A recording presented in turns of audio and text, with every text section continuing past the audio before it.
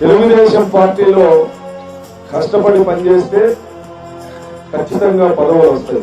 అదృష్టం ఒక్కటే ఉంటే పదవులు రావు.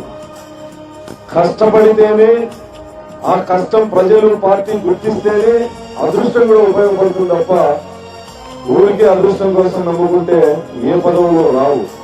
కష్టం కూడా చాలా ముఖ్యమైనది.